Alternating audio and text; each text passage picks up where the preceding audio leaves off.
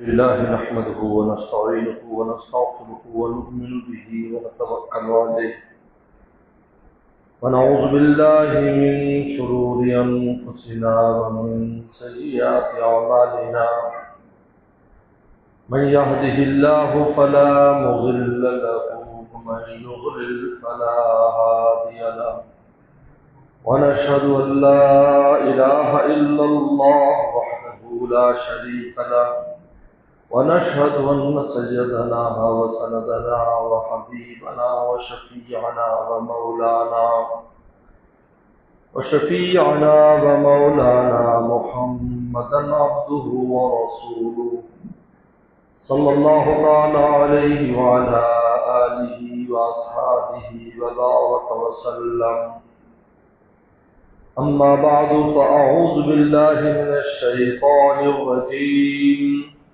بسم الله الرحمن الرحيم. وإذ ابتلى إبراهيم ربه بكلمات فأتمهن قال إني جاعلك للناس إماما قال ومن ذريتي قال لا ينال عهد الظالمين. قال النبي صلى الله عليه وسلم أنا دعوة أبي إبراهيم وكما قال عليه الصلاة والسلام صدق الله وصدق رسوله النبي الكريم. میرے محترم بزرگ اور دوستو، اللہ تعالیٰ نے ابراہیم علیہ السلام کو امام بنانے کا جو وعدہ فرمایا وہ آزمائشوں کے بعد فرمایا. ہم نے آزمائش کی ابراہیم کی یہ کلمات ان چند چیزوں کے ساتھ. یاد رکھیے جو آزمائشیں ہوتی ہیں، تکالیف ہوتی ہیں، یہ مومن کی ترقی کرتی ہیں، تنزل نہیں کرتی. ایمان والوں کی ترقی ہوتی ہے ایسے مجاہدات سے. حضرت ابراہیم صلی اللہ علیہ وسلم کا قصہ قرآن نے بیان کیا ہے، کیونکہ یہ مہینے ذی الحجہ کے مہینے ہیں اور حج کا عظیم الشان عمل ابراہیم صلی اللہ علیہ وسلم کو اللہ تعالیٰ نے سب سے پہلے سکھایا تھا. وہ ارنا مناسکنا، اللہ ہمیں بتائیے حج کیسے کرنا ہے. اور آپ ہی نے آواز لگائی تھی وَأَذِّن فِي النَّاسِ بِالْحَجِّ. ابراہیم گھر بنا دیا.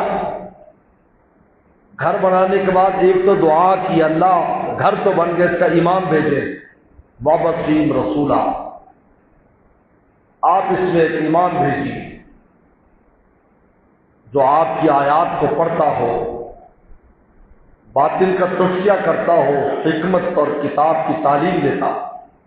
یہ چار بڑے اوصاف جو پیغمبر صلی اللہ علیہ وسلم کے اوصاف تھے ان کو بیان کیا. وَبَعَثْ فِيهِمْ رَسُولًا، گھر بنانے کے بعد ایک دو امام کہ اب اس کا امام نہ کرتے تھے پیغمبر صلی اللہ علیہ وسلم، میں اپنے والد ابراہیم کی دعا ہوں. اور دوسرا اذن فی الناس بالحج، حج کی آواز لگائے. حدیث شریف میں آتا ہے کہ آپ جبل ابی قبیس پر یا اسی مقام ابراہیم پر کھڑے ہو گئے، وہ اونچا ہو گیا جتنا پہاڑ اونچا ہوتا ہے، اور وہاں سے اس نے آواز لگائے لوگوں اللہ نے اپنا گھر بنا دیا ہے، اب اس گھر کی زیارت کرو اور حج کرو.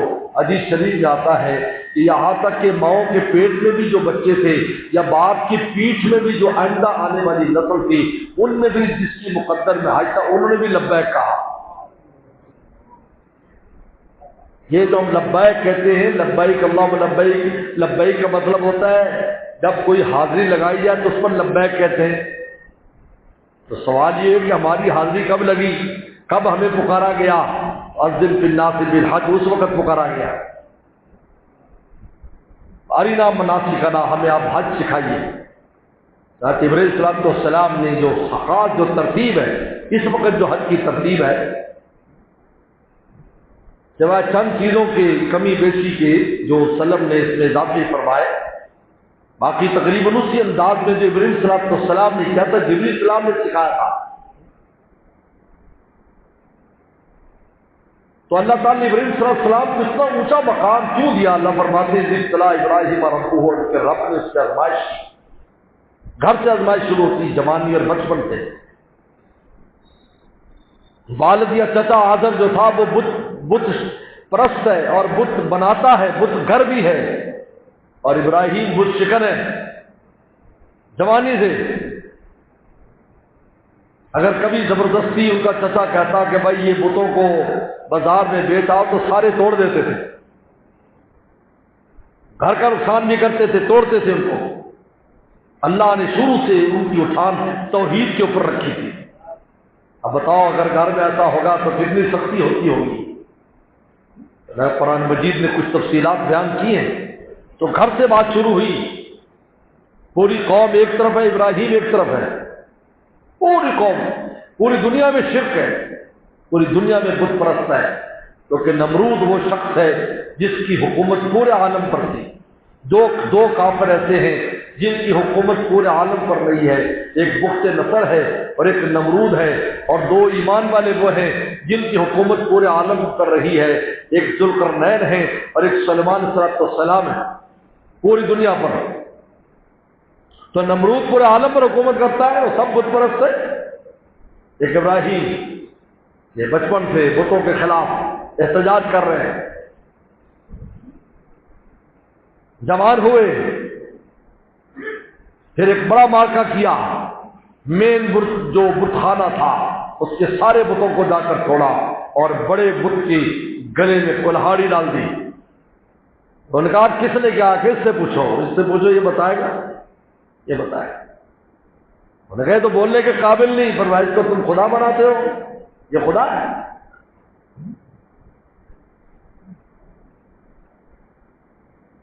اب پکڑ لیا گیا، اب نمرود کے دربار میں لایا گیا. نمرود کے دربار میں آپ نے بات کی، قرآن نے پڑھا گیا. میں اس نے کہا کہ میرا رب زندہ کرتا ہے اور مارتا ہے. وہ زندہ کرنے کا معنی کچھ اور سمجھا. زندہ کا معنی تو یہ ہے، مولانا جلال رومی جس کو فرماتے ہیں کہ اللہ کی قدرت دیکھو کہ پانی کے اوپر نقشہ بنا کر انسان کی عمارت کھڑی کر دیتے ہیں. دنیا میں کئی ایسا نہیں. آپ پانی کی بالٹی لے لو اور اس میں کوئی نقشہ بنا لو اور تم چاہو کہ اس نقشے کے اوپر پانی کے اوپر ہی کوئی چیز بن جائے. لیکن یہ رب تعالیٰ کی قدرت ہے کہ ماں اور باپ کی ایک بوند کے اوپر ایسی خوش وجالنا سمیع بصیرا، ہم ایک ایسا انسان بنا دیتے ہیں جو سنتا بھی ہے، جو دیکھتا بھی. یہ زندہ کرنا، مردہ ہوتا ہے پھر اس میں جان ڈالی جاتی ہے، زندہ ہو جاتا ہے. باطنی زندگی بھی مردہ ہوتا ہے کفر میں. اب من کان میتن فاحییناہ، مردہ تھا یعنی کافر تھا، احییناہ ہم نے نور ایمان دے دیا.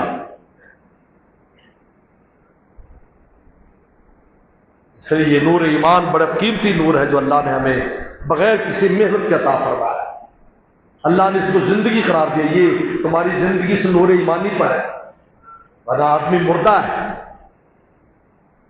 ایک زندگی تو وہ ملتی ہے جو ماں کے پیٹ میں ملتی ہے، اور دوسری زندگی وہ ملتی ہے جب ایمان انسان کے اندر آتا ہے.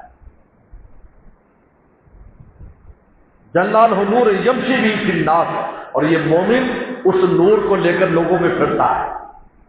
یہ مومن کی خالی چلت پھرت بھی خیر سے خالی نہیں ہوتی، یاد رکھو.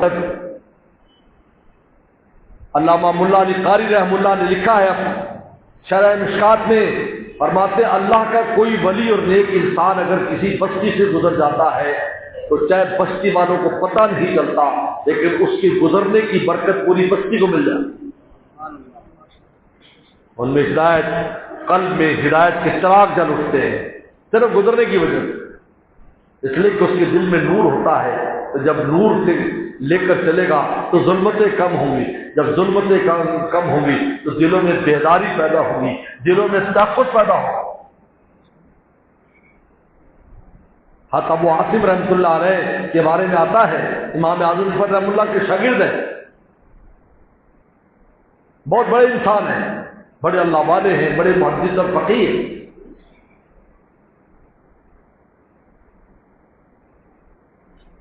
تو بات و بیان کہا کرتے تھے، یعنی یہ وہ ان اولیاء اکرام میں سے جن پر عشق اور محبت کا غلبہ تھا۔ اللہ کے ولیوں پر بھی مختلف غلبے ہوتے ہیں، یاد رکھو، کسی پر کوئی غلبہ ہوتا ہے، کسی پر کوئی غلبہ ہوتا ہے، کسی پر کوئی غلبہ ہوتا ہے، لیکن بہت کم ایسے ہوتے ہیں جس پر عشق و محبت کا کھلا غلبہ ہو۔ عام طور پر خوف کا غلبہ ہوتا ہے، یاد رکھو، عشق و محبت کا غلبہ۔ بلکہ لکھا ہے کہ اس زمانے میں یعنی صرف دو ہی ایسے بزرگ تھے جن پر عشق و محبت کا غلبہ تھا، کوئی بھی ملنے جاتا تو پہلی نظر میں تو سمجھ جاتا کہ اللہ کے عاشق ہے۔ جیسے ہمارے مرشد سے حضرت مولانا شاہ کی محمد اختر صاحب رحمۃ اللہ علیہ، کہ ان کو دیکھتے ہی پتہ چل جاتا تھا یار یہ اللہ کا عاشق ہے۔ حضرت مولانا عاشق علیہ السلام بلند شہری رحمۃ اللہ علیہ کو مدینہ شریف میں نے زیارت کی، دیکھتے پتہ چل جاتا تھا کہ یہ اللہ کا عاشق ہے، دیکھتے ان کا انداز پتہ چل جاتا، ایک لمحے میں پتہ چل جاتا۔ یہ بھی وہ انسان تھے۔ بات و بیان فرماتے تھے کہ ان کے پڑوس میں ایک خاتون تھی جو بے راہ ربی کی زندگی بسر کرتی تھی اور محلے میں بدنام بھی تھی کہ اس قسم کی عورت ہے، وہ اکیلی رہتی تھی وہاں پر۔ حضرت کو بھی اس کی اطلاع تھی، دل پر کبھی بوجھ ہو جاتا کہ دنیا یہاں آ کر اللہ اللہ سیکھتی ہے اور میرے پڑوس میں خاتون ہے اور یہ کان ہی نہیں دھرتی۔ خیر وقت گزرتا گیا، انتقال ہو گیا اس کا، اس عورت کا انتقال ہو گیا۔ جب اس عورت کا انتقال ہو گیا تو حضرت کے دل پر تو گرانی تھی۔ خیر ان کا عزیز و قارب آیا، اس کی میت لے گئے، دفن کر دی۔ رات کو خواب دیکھا اور وہ حاصل خواب دیکھا۔ خواب میں کیا دیکھتے ہیں؟ اللہ تعالیٰ فرما رہے ہیں کہ آپ میری ولیہ کے جنازے میں کیوں نہیں گئے؟ میری ولیہ کے جنازے میں کیوں نہیں گئے؟ حیران ہو گئے، پوچھا کہ اس کے بارے میں تو ایسے ایسے سنا تھا۔ انہوں نے کہا تیری باتیں سنتی تھی، عمل میں سست تھی لیکن بات سنتی تھی، اللہ کو پہچان لیا۔ جب موت قریب آئی تو ایک سجدہ ہمارے دربار میں ایسا کیا کہ ہم نے سارا کچھ پچھلا معاف کر دیا۔ اللہ اکبر۔ یہ وہ نور ہے، اللہ فرماتے یمشی بھی فی الناس۔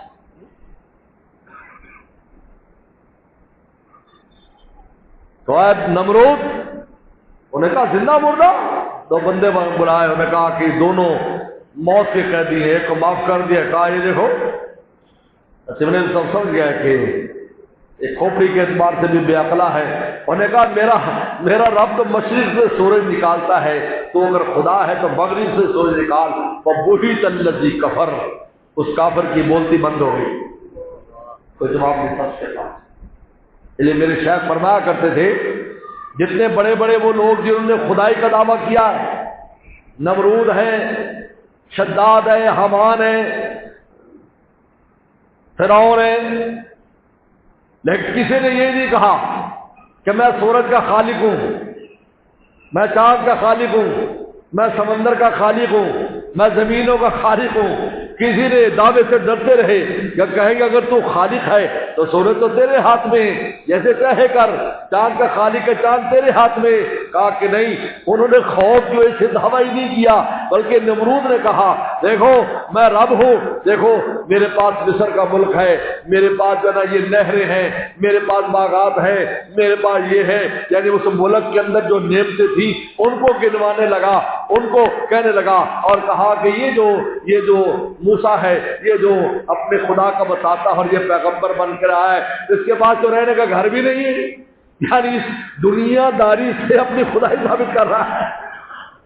جبکہ اللہ فرماتے رب السماوات والارض، میں زمین آسمان کا پالنے والا ہوں، پیدا کرنے والا ہوں، بلکہ رب العرش العظیم، یہ جو رب العرش العظیم کا لفظ قرآن میں نازل ہوا ہے، یہ دراصل یہ جتنے بھی بڑے بڑے فلاسفہ گزرے، بڑے بڑے فلاسفر،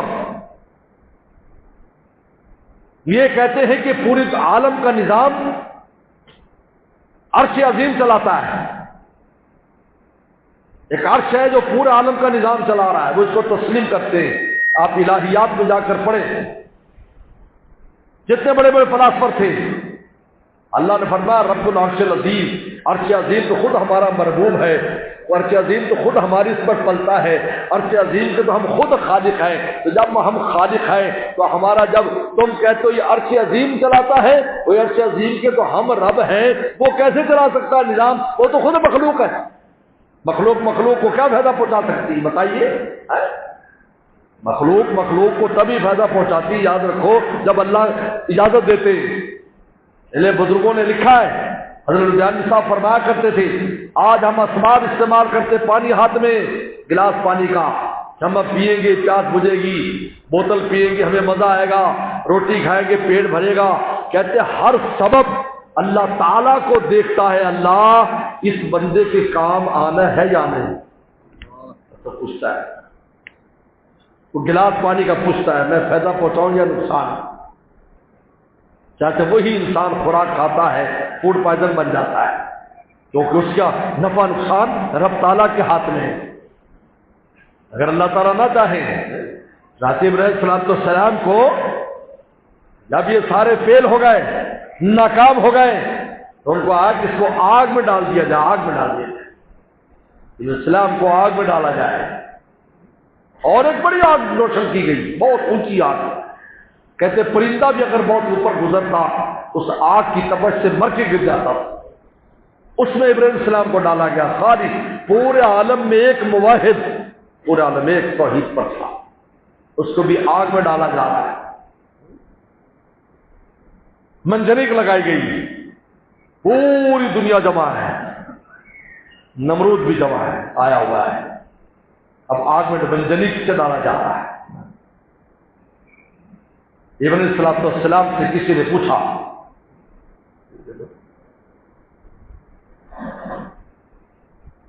کہ آپ پر تو بڑی سخت آزمائش تھی کہ آپ کو آگ میں ڈال رہے تھے، اور آگ میں تو اندر کیا گرنے سے پہلے جل بھن جائے، اس آگ کی لاٹ اتنی اونچی تھی. تو فرماتے اس سے بھی سخت آزمائش تھی. وہ کون سی؟ کہا کہ عین اس وقت جب مجھے منجنیق سے پھینکا گیا اوپر، اور جب میں نیچے آنے لگا تو جبریل صلی اللہ علیہ وسلم کو حکم ہوا کہ جلدی کر میرے ابراہیم تک پہنچ. جبریل صلی اللہ علیہ وسلم کو 2 وقت بڑا زور لگانا پڑا اوپر سے اترنے میں. 600 پر اللہ نے دیے. حدیث میں آتے ہیں کہ 600 پر ہے، جب ایسے پر کھولتے ہیں ان میں سے ہیرے جواہرات جھڑتے ہیں.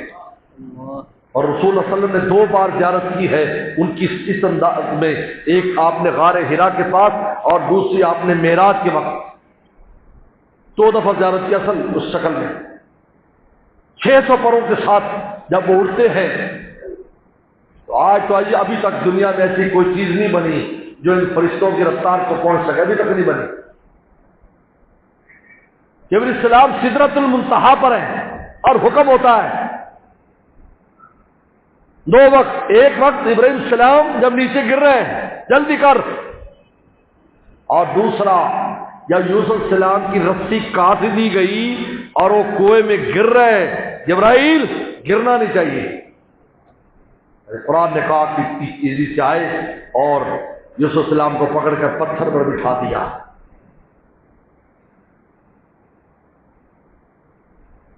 تو اس وقت جبرائیل السلام پہنچے، کہا ابراہیم پکڑو. توحید کی، توحید کا نشہ تھا. توحید نام اس کا ہے کہ بس اللہ کی ذات پر انسان کی نظر. تقریر تو بہت آسان ہے توحید کی، لیکن عملی توحید مشکل ہے. اس لیے بزرگوں کے ہاں جو اللہ اللہ سکھاتے ہیں اس کا مقصود ہی عملی توحید ہوتا ہے. عملی توحید، انسان میں عملی توحید آ جائے، توحید میں کمال پیدا ہو جائے. اور یا پکڑو، کہا کہ نہیں ہٹ جاؤ.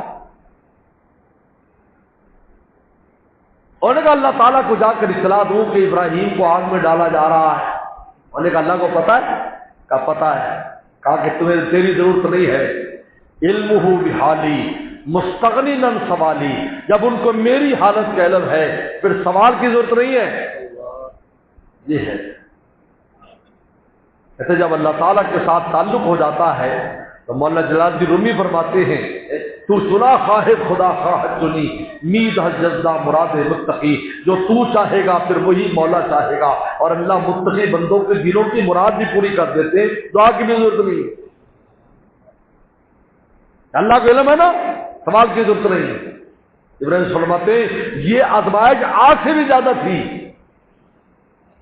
کیونکہ جبریل علیہ السلام فرشتے ہیں، آنے جانے والے فرشتے اور اللہ کی طرف سے،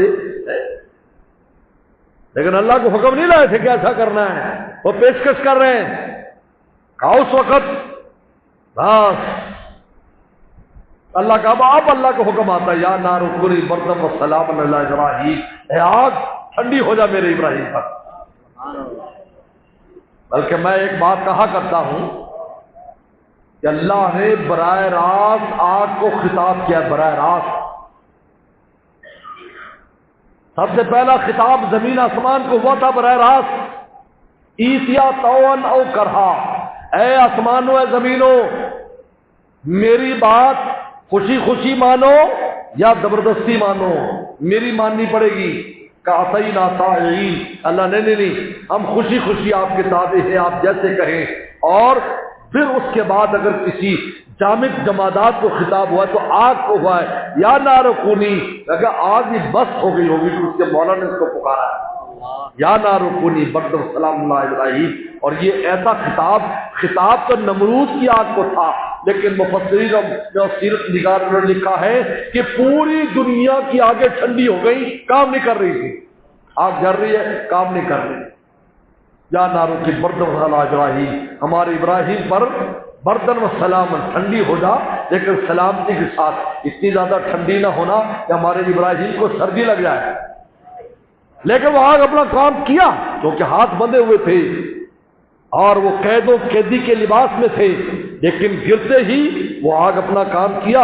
ابراہیم کو نہیں جلایا، رسی کو جلا دیا، لباس کو جلا دیا. رسول اللہ صلی اللہ علیہ وسلم فرمایا، بخاری کی حدیث ہے، اول من یکسا ابراہیم، قیامت کے دن جب سب لوگ ننگے ہوں گے سب سے پہلے جو لباس پہنایا جائے گا وہ ابراہیم علیہ السلام کو پہنایا جائے گا، کیونکہ ان کا لباس سب سے پہلے اللہ کے لیے جلا اور وہ ننگے ہوئے. دنیا میں جب بھی کوئی ایسی چیز پیش آتی ہے آخر سے اس کی فضیلت اس کو ملتی ہے. اول من یکسا، سب سے پہلے پہنایا جائے گا. اس کے بعد یہاں سے نکل رہے ہیں 3 آدمی. لوط علیہ السلام مسلمان ہوئے، بیوی سارا اور ابراہیم السلام. اب ہجرت کی دوسری، یہ تو پہلا تھا، یہ پہلے کلمات اور آزمائش تھی. پورے اترے اور اللہ نے اعلان کر دیا واتخذ اللہ ابراہیم خلیلا، ہم نے ابراہیم کو اپنا دوست بنا لیا. دوستی کا ٹائٹل لے کر نمرود کی بستی سے نکلے، دوستی کا ٹائٹل لے کر. وقت تخذ اللہ ابراہیم، لیکن دوستی سے پہلے سخت آزمائشیں. میرے دوستو، اللہ تعالیٰ یہ بھی کر سکتے ہیں کہ انسان کو بغیر آزمائش کے وہ ٹائٹل وہ چیز دے دے جو اللہ کے علم میں ہے، لیکن نہیں، اللہ علی رؤوس الاشہاد اور گواہوں کے ساتھ بتاتے ہیں کہ بھائی ہم نے ان کو ویسے نہیں بنایا، ان کے اندر جو چیز ہے ہم نے ان چیز کے اندر تو دیکھو کیا ہے. تو آزمائشیں لاتے ہیں اور جب وہ آزمائشوں میں پورا اترتا ہے تو پورا عالم ماننے پر مجبور ہوتا ہے کہ واقعی اللہ نے جو اس کے لیے فیصلہ کیا بالکل بہترین فیصلہ. نہ اللہ تعالیٰ وہیں سے ہی روحوں سے جنتیوں کو جنت میں بھیج دیتے اور دوستوں کو دوزخ میں بھیج دیتے. تو دوستی کہتے ہم پر ظلم ہوا، اللہ ہمیں ایک دفعہ آزما تو لیتے دنیا میں بھیج کر. اللہ نے سب کو دنیا میں بھیج دیا اور اللہ نے کہا کہ دیکھو میدان کھلا ہے، ہدیناہ النجدین، ہم نے دو راہے پر کھڑا کر دیا ہے. اما من آتا واتقى وصدق بالحسنى فسنيسره لليسرى، جو ایمان لائے گا ہمارے کلمات تصدیق کرے گا ہم جنت کا راستہ آسان کر دیں گے. مما من بخل واستغنى بالحسنى فسنيسره للعسرى، اور جو نہیں مانے گا، بخل کرے گا، استغنا کرے گا، غفلت کرے گا، ہم اس کے لیے دوزخ کا راستہ آسان کر دیں گے. اب فیصلہ تم نے کرنا ہے تاکہ آزمائش آئے گی تو پتہ چلے گا حق پر کون ہے، باطل پر کون ہے. اللہ تعالیٰ نے جو ابراہیم علیہ السلام کو یہ پہلی آزمائش جب گھر سے نکلے، انی ذاہب الی ربی سیہدین، میں اپنے رب کی طرف جا رہا۔ اللہ تعالیٰ ہم سب کو ابراہیم علیہ السلام نے جو مجاہدات کیے اور ابراہیم علیہ السلام نے جو ہمارے لیے سنتیں چھوڑی اور اس اسلام کو پسند کیا، ہم سب کو اللہ تعالیٰ ان پر جمنے کی توفیق عطا فرمائے۔ وآخر دعوانا ان الحمد للہ۔